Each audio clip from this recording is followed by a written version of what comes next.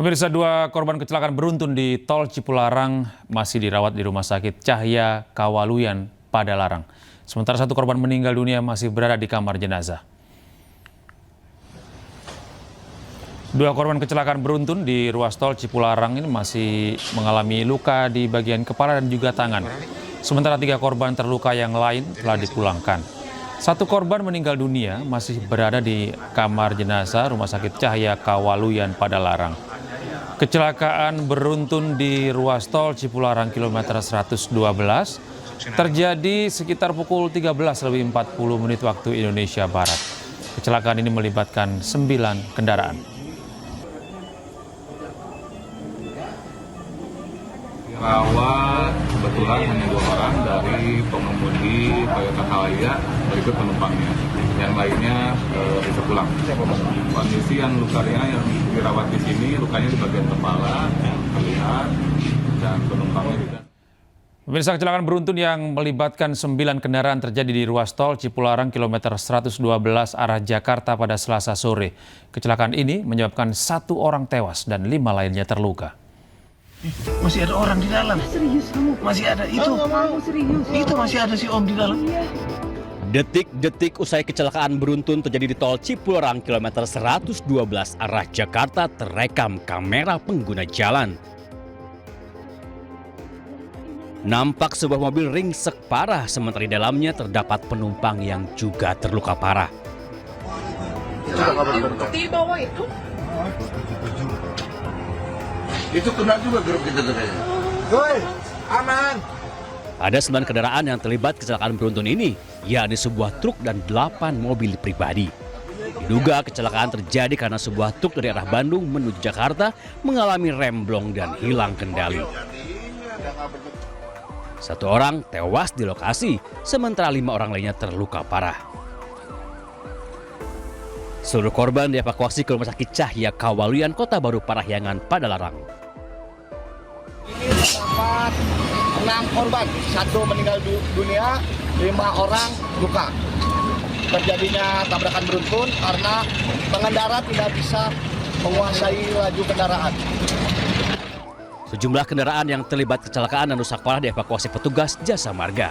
Sementara Satlantas Polres Cimahi menggelar olah tempat kejadian perkara untuk mengetahui penyebab pasti kecelakaan. Dari Bandung, Jawa Barat, Yuwono iNews melaporkan. Kita beralih ke informasi lain, pemirsa. Ribuan umat Islam memadati kawasan Monas pada hari ini untuk mengikuti reuni Akbar 212. Sejumlah tokoh dan pejabat hadir dalam reuni 212 ini, diantaranya Gubernur Jakarta Pramono Anung dan Wakil Gubernur Rano Karno, serta Rizik Sihab, pendiri Front Pembela Islam. Reuni Akbar 212 mengusung tema revolusi akhlak untuk menyelamatkan NKRI dari penjahat dan merdekakan Palestina dari penjajah. Reuni 212 diikuti ribuan umat dari berbagai elemen dan organisasi Islam. Kegiatan dimulai dari pukul 17 waktu Indonesia Barat dengan khataman Kitab Suci Al-Quran, dilanjutkan dengan sholat maghrib berjamaah, zikir, dan pembacaan doa bersama, serta sholat isya berjamaah. Peserta reuni 212 juga menggalang dana untuk para korban bencana banjir dan longsor Sumatera. Reuni Akbar 212 hari ini diharapkan dapat menjadi momentum umat Islam untuk memperkuat toleransi antar umat beragama. Juga menjadi dorongan bagi pemerintah untuk menyelesaikan berbagai masalah. Cara ini adalah betul-betul kita tujukan kepada Allah Subhanahu wa Ta'ala. Betapa banyak penderitaan yang dialami oleh bangsa ini dan betapa beratnya untuk memperbaiki negara ini. Nah, kita meminta kepada siapa? Kita nggak ada yang lain. Kita hanya meminta kepada Allah Subhanahu wa Ta'ala banyak memberi hidayah kepada para penguasa di negeri ini. Dan pemirsa, untuk mengetahui informasi selengkapnya, kami telah terhubung dengan jurnalis iNews Hadisti Nur Arifah di kawasan Monas, Jakarta. Selamat malam, Hadisti. Seperti apa suasana reuni 212 di Monas malam hari ini? Yang saya hormati dan saya muliakan. Ya, Selamat malam, Gede dan juga pemirsa. Hingga malam hari ini, kawasan Monas ini masih dipadati oleh ribuan umat yang mengikuti reuni Akbar 212. Memang hingga saat ini, kegiatan dari reuni Akbar 212 ini masih berlangsung dengan kegiatan ini sudah memasuki rangkaian penutup dari kegiatan reuni 212 ini. Saat ini sedang ada sambutan dan juga tausiah dari para ulama yang hadir dalam kegiatan ini, di mana memang selain dari ribuan umat yang hadir dalam kegiatan ini juga ada sejumlah tokoh bahkan juga pejabat negara yang hadir. Di antaranya adalah Gubernur DKI Jakarta Pramono Anung, kemudian tadi juga ada Wakil Menteri Agama Muhammad Syafi'i yang tadi juga menyampaikan sambutan dan juga tausiahnya. Nah, kalau kami memantau dari tadi kegiatan ini, memang reuni Akbar 21 ini sebagai momentum dan juga bertujuan untuk memperkuat persatuan umat yang memang ini menjadi dasar dari aksi bela Islam pada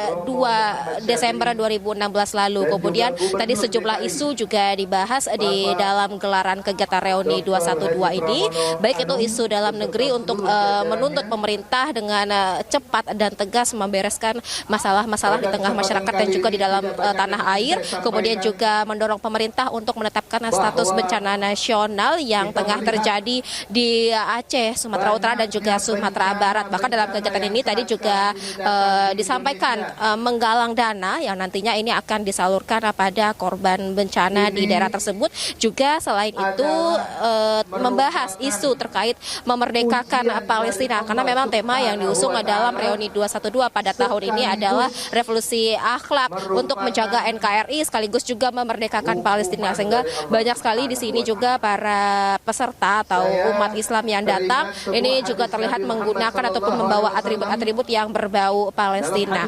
Nanti juga kegiatan ini akan ditutup dengan tausiah yang akan disampaikan oleh pendiri Front Pembela Islam Habib Rizik Syihab. Demikian, Gede. Iya, baik, terima kasih Hadisti Nur Arifah melaporkan langsung dari kawasan Monas, Jakarta. Selamat bertugas kembali.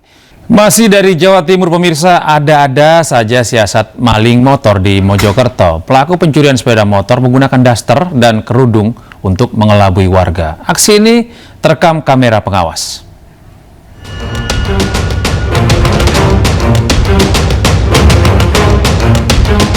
Dalam rekaman CCTV, pelaku datang ke Gang Kelurahan Sentanan, Kecamatan Keranggan, Kota Mojokerto dengan memakai daster.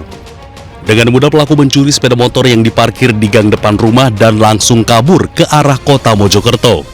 Menurut keterangan korban, motor tersebut diparkir di rumah tetangga usai digunakan putranya.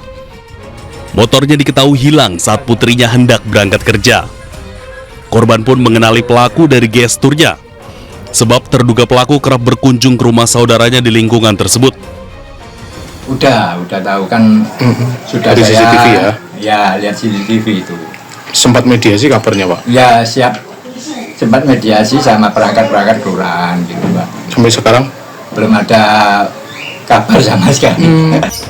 Kasus pencurian sepeda motor ini telah dilaporkan ke Satreskrim Polres Mojokerto Kota. Dari Kota Mojokerto, Solahuddin, iNews melaporkan.